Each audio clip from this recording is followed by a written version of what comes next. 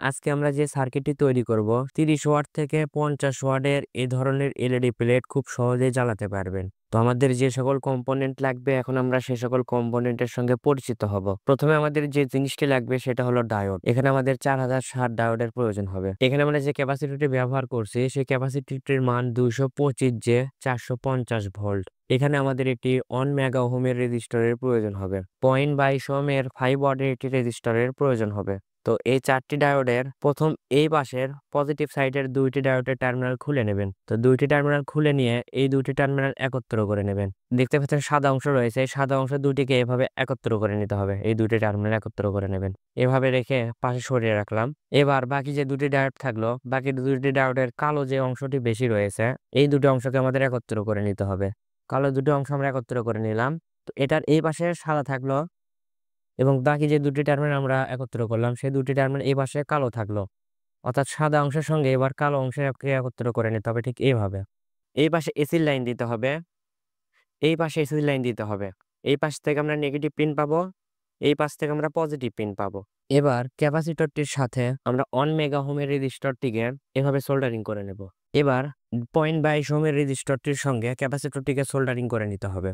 চাইলে এভাবে সোল্ডারিং করে নিতে পারেন অথবা ক্যাপাসিটরটিকে ঘুরিয়ে এভাবে সোল্ডারিং করে নিতে পারেন। ক্যাপাসিটরের কোনো প্লাস মাইনাস নেই বা রেজিস্টরটিরও কোনো প্লাস মাইনাস নেই। আপনারা চাইলে এই টার্মিনালটি এভাবে লাগিয়ে নিতে পারেন অথবা এভাবে লাগিয়ে নিতে পারেন অথবা রেজিস্টরটিকে ঘুরিয়েও কিন্তু এভাবে অথবা এভাবে লাগিয়ে নিতে পারেন আপনার ইচ্ছা অনুযায়ী। কোনো সমস্যা হবে না।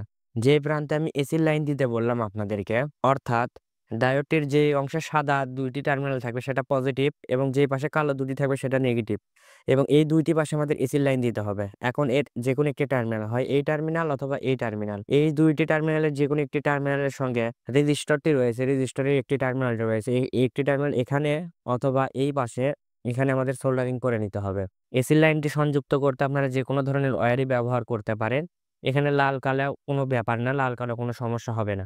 এবার যেটা করবেন, এসির যে কোনো একটি টার্মিনাল ক্যাপাসিটরের এই টার্মিনালের সঙ্গে সোল্ডারিং করে নিতে হবে। আমাদের এসি সংযুক্ত করা শেষ।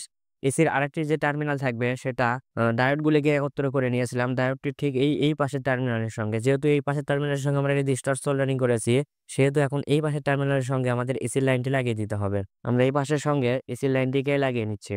ডিসি লাইন সংযুক্ত করার জন্য অবশ্যই আমাদের লাল কালো তারের মাধ্যমে ইন্ডিকেট করে দিতে হবে, কারণ ডিসি লাইন যদি আমরা উল্টা পাল্টা করে লাগাই তাহলে কিন্তু এলইডি বাল্বটি জ্বলবে না বা এলইডি বাল্বটি কিন্তু উল্টা কানেকশন দেওয়ার ফলে নষ্ট হয়ে যেতে পারে। তাই এই কানেকশন দেওয়ার সময় অবশ্যই আমাদের সাবধানতার সাথে কানেকশনটি দিতে হবে। এখন যেটা করবেন, যে অংশে সাদা থাকবে 2টি ডায়োডের সাদা অংশে টার্মিনালটিকে সোল্ডারিং করে নিতে হবে। এটা আমাদের পজিটিভ পিন বের হবে এবং 2টি ডায়োডের যে কালো অংশ থাকবে সেই কালো অংশের সঙ্গে আমাদের নেগেটিভ টার্মিনালটি সোল্ডারিং করে নিতে হবে, অর্থাৎ এলইডি বাল্বের নেগেটিভ টার্মিনালটা আমরা সোল্ডারিং করে দেব।